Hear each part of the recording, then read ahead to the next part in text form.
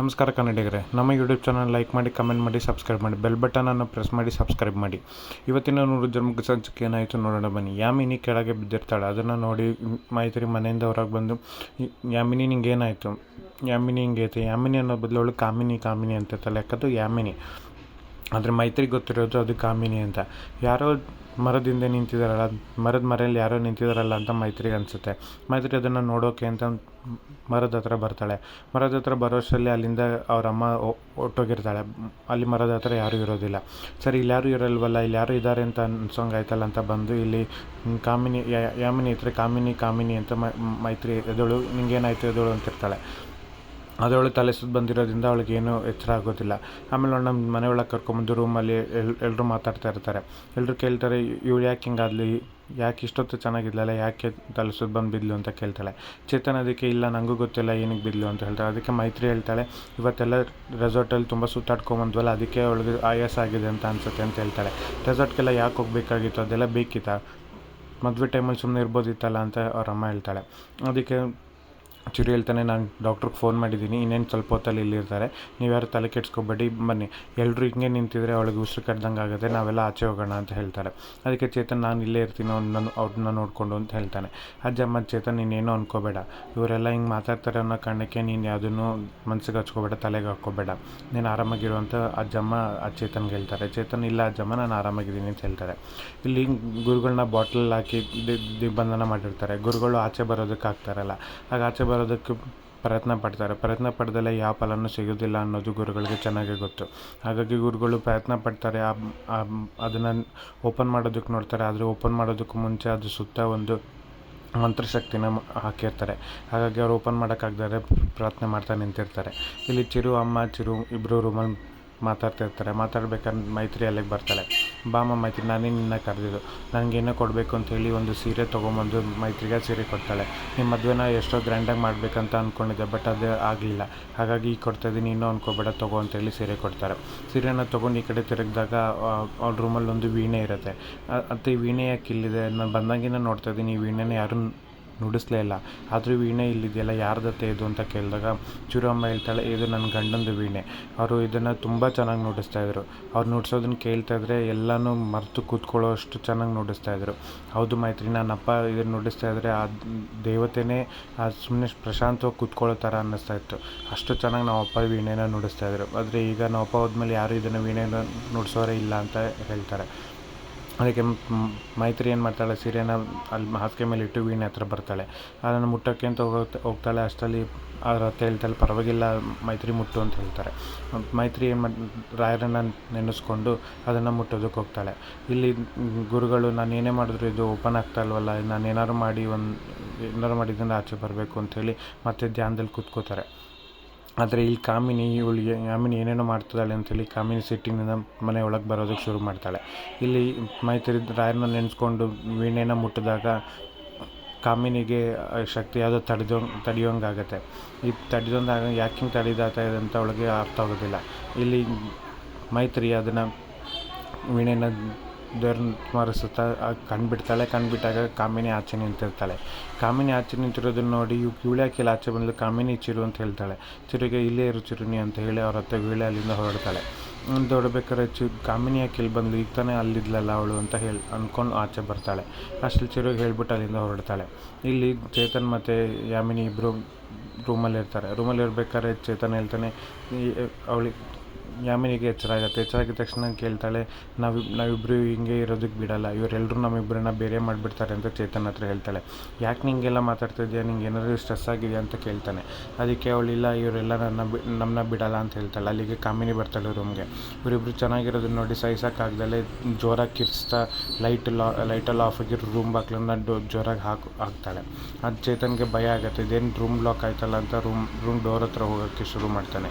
ಕಾಮಿನಿ, ನೀನು ಇವಳನ್ನ ಮದುವೆ ಆಗ್ತೀಯ, ಅದೇ ಮದುವೆ ಆಗ್ತೀನಿ ಅಂತ ನಾನು ನೋಡ್ತೀನಿ ಅಂತ ಹೇಳ್ತಾಳೆ. ಅದೇ ಯಾಮಿನಿಗೆ ಕಾಮಿನಿ ಬಂದಿದ್ದು ಗೊತ್ತಾಗುತ್ತೆ. ಬಾಗಿಲು ಯಾರು ತಟ್ಟದಂಗೆ ಆಗುತ್ತೆ. ಚೇತನ್ ಬಾಗಿಲು ತೆಗಿಯೋಕೆ ಹೋಗ್ತಾನೆ. ಅಲ್ಲಿ ಮೈತ್ರಿ ಇರ್ತಾಳೆ. ಮೈತ್ರಿ ಬಂದಿದ್ದ ತಕ್ಷಣ ಅವಳ ಆಟ ಯಾವುದೂ ನಡೆಯೋದಿಲ್ಲ. ಅದೇ ಕಾಮಿನಿ ಏನು ಮಾಡ್ತಾಳೆ, ಮೈತ್ರಿ ಒಳಗೆ ಬರೋ ಅಷ್ಟರಲ್ಲಿ ನಾನು ಹೇಗಾರ ಮಾಡಿ ಯಾಮಿನಿ ದೇಹದಲ್ಲಿ ಸೇರ್ಕೋಬೇಕು ಅಂತ ಯಾಮಿನಿ ದೇಹದೊಳಗಡೆ ಸೇರ್ಕೊಂಡ್ಬಿಡ್ತಾಳೆ. ಇಲ್ಲಿ ಮೈತ್ರಿ ಇಲ್ಲಿ ಕಾಮಿನಿ ಬಂದಲ್ಲ ಅಂತ ಕೇಳಿದಾಗ ಕಾಮಿನಿ ಆವಾಗಲಿಂದ ಇಲ್ಲೇ ಮಲಗಿದ್ದಾಳಲ್ಲ, ಅವಳೆಲ್ಲಿ ಹೋಗಿದ್ದಾಳೆ, ಎಲ್ಲೂ ಹೋಗಿಲ್ಲ ಅಂತ ಚೇತನ್ ಹೇಳ್ತಾನೆ.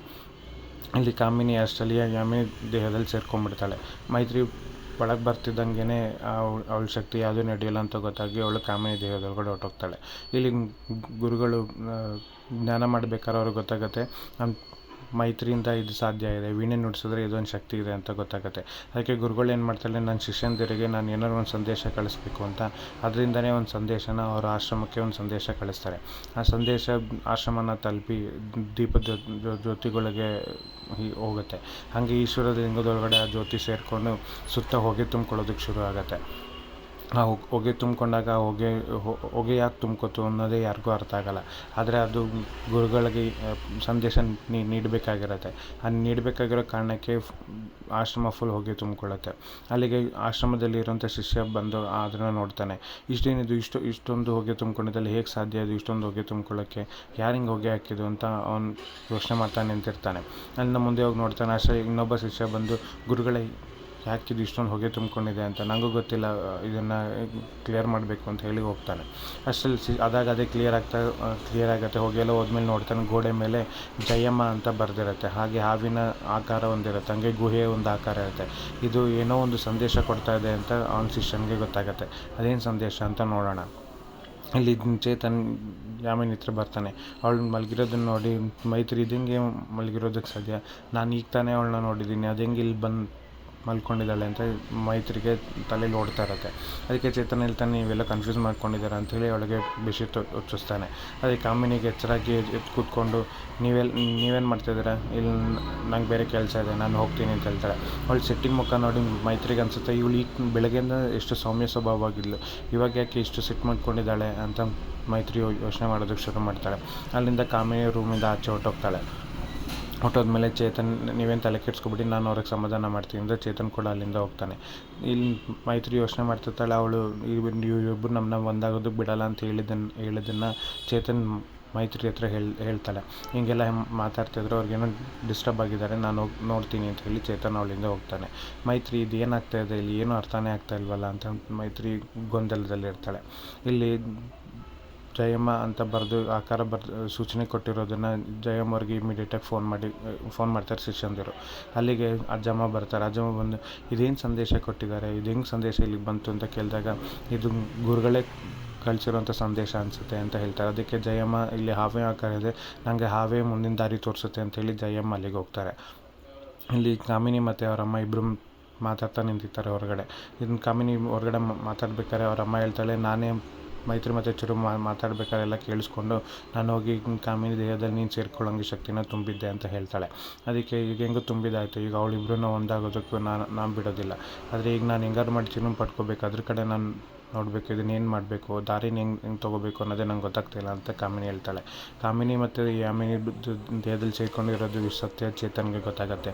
ಚೇತನ್ ಇಷ್ಟು ದಿನ ಬೆಳಗ್ಗೆಲ್ಲ ನನ್ನ ಜೊತೆ ಇದ್ದವರು ಯಾಮಿನಿ, ಆದರೆ ಈ ಕಾಮಿನಿ ದೆವ್ವನ ಏನು ನಡೀತದೆ ಇಲ್ಲಿ ಅಂತಲೇ ಚೇತನ್ಗೆ ಒಂದು ಸಲ ಅರ್ಥ ಆಗೋಲ್ಲ. ಅದಕ್ಕೆ ಚೇತನ್ ಯೋಚನೆ ಮಾಡ್ತಾನೆ, ಯಾಮಿನಿ ಹೇಳಿದಲ್ಲ ನಮ್ಮಿಬ್ಬರನ್ನ ಒಂದಾಗೋಗಿ ಬಿಡಲ್ಲ ಅನ್ನೋದು ಇದೇ ಸತ್ಯ ಅಂತ ಅನಿಸುತ್ತೆ. ಶಿಟ್, ನಾನು ಇಷ್ಟು ದಿನ ಇದ್ದಿದ್ದು ಯಾಮಿನಿ ಜೊತೆ, ಆದರೆ ಈ ಕಾಮಿನಿ ಅನ್ನೋದು ದೆವ್ವ, ಇವರಮ್ಮ ಮಾಟಗಾತಿ ಅನ್ನೋದು ಚೇತನ್ಗೆ ಗೊತ್ತಾಗಿ ಅಲ್ಲಿಂದ ಅದನ್ನು ಚಿರುನ್ಗೆ ಹೇಳೋಕ್ಕೆ ಅಂತ ಹೊರಡ್ತಾನೆ. ಅದನ್ನು ಹೋಗಿದ್ದನ್ನು ಅವರ ಕಾಮಿನಿ ಅಮ್ಮನ ಚೇತನ ನೋಡ್ತಾಳೆ.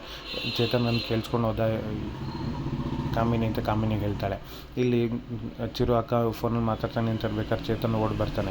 ಯಾಕೆ ಹಿಂಗೆ ಓಡಿ ಬರ್ತಿದ್ದಾರೆ, ಸಮಾಧಾನ ಮಾಡ್ಕೊಂಡಿದ್ದಾಗ ಅಯ್ಯೋ ಈ ಮನೇಲಿರೋ ಅಮ್ಮ ಮಾಟಗಾತಿ, ಮಗಳು ದೆವ್ವ, ಇದನ್ನೆಲ್ಲ ನಂಗೆ ಆಗಲ್ಲ, ನಿಮ್ಮನ್ನ ಯಾರನ್ನೂ ಬಿಡಲ್ಲ, ಅವರು ನಿಮ್ಮನ್ನೆಲ್ಲ ಸಾಯಿಸ್ತಾರೆ ಅಂತ ಚೇತನ್ ಹೇಳ್ತಾನೆ. ಅದು ನೋಡ್ಕೋತಾರೆ, ಹುಷಾರಾಗಿರಿ, ನಿಮ್ಮನ್ನೆಲ್ಲ ಸಾಯಿಸೋರ್ಗೂ ಅವ್ರು ಬಿಡೋದಿಲ್ಲ, ಅವ್ರ ಹಠನೇ ಅದು ಅಂತ ಚೇತನ್ ಹೇಳಿ ಅಲ್ಲಿಂದ ಹೊಡ್ತಾನೆ. ಆಗ ಚಿರು ಅಕ್ಕ ಏನು ಅನ್ಕೋತಾಳೆ, ಕಾಮಿನಿ ಕೋಪ ನೋಡಿ ಹಿಂಗೆಲ್ಲ ಮಾತಾಡ್ತಿದ್ದಾನೆ ಅಂತ ಅಂದ್ಕೊಂಡು ಸುಮ್ಮನಾಗ್ಬಿಡ್ತಾಳೆ. ಅವಳಿಗೆ ಅದೊಂದು ಫೋನ್ ಬರುತ್ತೆ, ಯಾಕೆಂದರೆ ಇವರಿಬ್ರದ್ದು ಎಂಗೇಜ್ಮೆಂಟ್ ಕೆಲಸನ ಒಳ್ಳೆ ನೋಡ್ಕೋಬೇಕು ಅಂತಾಗಿರುತ್ತೆ. ಅದಕ್ಕೆ ಒಳಗೊಂದು ಫೋನ್ ಬರುತ್ತೆ. ಇಲ್ಲಿ ಕಾಮಿನಿ ಅಮ್ಮ ಚೇತನ್ಗೆಲ್ಲ ವಿಷಯ ಗೊತ್ತಾಗುತ್ತೆ. ಅವನ್ನೆಲ್ಲನೂ ಹೇಳ್ಬಿಟ್ನಾ ಏನೋ ಅಂತ ಗೊತ್ತಿಲ್ಲ. ಇದನ್ನು ಬೇರೆಯವ್ರಿಗೆ ಹೇಳೋಕ್ಕೂ ಮುಂಚೆ ಏನಾರು ಒಂದು ಮಾಡಬೇಕು ಅಂತ ಹೇಳಿದ್ದಕ್ಕೆ ಕಾಮಿನಿ ಹೇಳ್ತಾಳೆ ನಾನು ಅವ್ರನ್ನ ಸಾಯಿಸೇ ಬಿಡ್ತೀನಿ ಅಂತ ಹೇಳ್ತಾಳೆ. ಇವನು ಇದೇ ಹತಾಶೆಯಲ್ಲಿ ಕಾರ್ ಓಡಿಸ್ಕೊಂಡು ಹೋಗ್ಬೇಕಾದ್ರೆ ತುಂಬ ಫಾಸ್ಟಾಗಿ ಓಡಿಸ್ಕೊಂಡು ಚಿರು ಹತ್ರ ಹೋಗ್ತಾ ಇರ್ತಾನೆ. ಇವಳು ಕಾಮಿನಿ ಏನು ಮಾಡೋಕ್ಕೆ ಹೊರಟಿದ್ದೆ ಹೇಳು ಅಂತಂದಾಗ, ಇಲ್ಲಮ್ಮ ಇವನ್ನ ಮುಗಿಸ್ತಲೇ ಬಿಡಲ್ಲ, ಇವನು ಮುಗಿಸ್ತೀನಿ ಆದರೆ ನಾನು ಮಾಡಲ್ಲ, ಇದನ್ನು ಅವಳ ಕೈಲಿ ಮಾಡಿಸ್ತೀನಿ ಅಂತ ಹೋಗಿ ಚಿರು ಅಕ್ಕನ ಕಿವಿಲಿ ಮಂತ್ರಶಕ್ತಿನ ಹಾಕಿ ಅವಳನ್ನ ವಶ ಮಾಡ್ಕೋತಾಳೆ. ವಶ ಮಾಡಿಕೊಂಡು ನೀನು ಹೋಗಿ ಚೇತನ್ನ ಸಾಯಿಸಬೇಕು, ಹೋಗಿ ಅವನು ಇರಬಾರ್ದು ಅಂತ ಹೇಳಿ ಕಿವಿಲಿ ದಿಗ್ಬಂಧನ ಥರ ಮಾಡಿ ಅವಳಿಗೆ ಮಂತ್ರ ಹಾಕ್ತಾಳೆ. ಆ ಮಂತ್ರದಿಂದ ಅವಳು ವಶೀಕರಣದಕ್ಕೆ ಹೋಗ್ತಾಳೆ. ಆಗ ಅವ್ರ ಅಕ್ಕ ಅದನ್ನು ಅವಳಿಗೆ ಕೇಳಿಸ್ಕೊಂಡು ಚೇತನ ಸಾಯಿಸೋಕ್ಕೆ ಅಂತ ಅಲ್ಲಿಗೆ ಹೋಗ್ತಾಳೆ.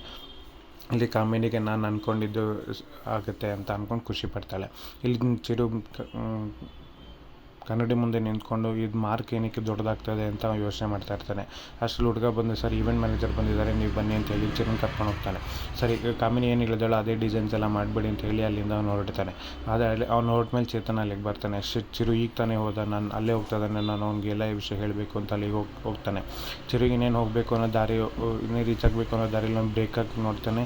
ಮುಂದೆ ಯಾರೋ ನಿಂತಿರಂಗಾಗುತ್ತೆ. ಮುಂದೆ ಯಾರೋ ನಿಂತಿರೋದು ಈ ಕಡೆ ತಿರುಗ್ತಾನೆ. ಅಷ್ಟರಲ್ಲಿ ಚಿರು ಅಕ್ಕ ಬಂದು ಅವ್ನು ಮುಂದೆ ನಿಂತಿರ್ತಾಳೆ. ಇಲ್ಲಿ ಅವಳು ಯಾಕೆ ಬಂದಳು, ಏನಾಗುತ್ತೆ ಅನ್ನೋದನ್ನು ಮುಂದೆ ಕಾದು ನೋಡಬೇಕಾಗಿದೆ. ನೋಡೋಣ.